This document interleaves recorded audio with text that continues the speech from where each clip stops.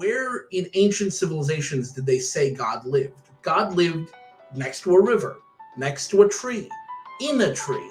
And then when we got into a tree, when we looked at a river, we found he wasn't there. And so they put him up on a mountain. So Mount Olympus exists, and they're all up there. And then when they climbed the mountain, he ascended into the sky.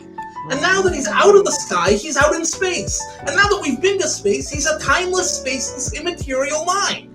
And it's like, our understanding of it has changed every time in order to avoid the problem that he's just not there. I love how you put that. Yeah. That's a really cool perspective. That really, So like, I mean, as evolution, so do we evolve, and so does our idea of God. And we're looking at these stories with the idea, the modern idea, that he's a timeless, spaceless, immaterial, all-powerful being who's watching over everything and has opinions about everything, but doesn't interact for some reason. That is a very different concept than what the ancient Israelites would have said. Which is that he was God is a physically here, being who has opinions, but is over there. Right.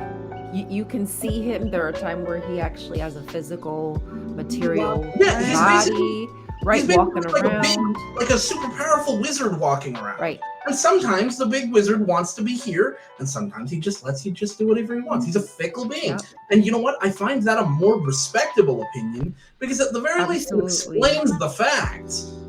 Yeah. It shows the reality that he is a human. Maybe he's around somewhere.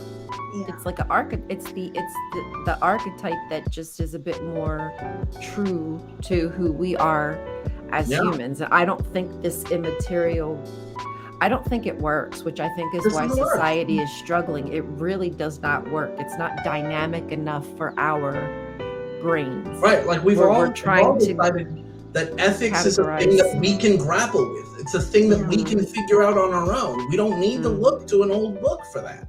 And I mean, you can look to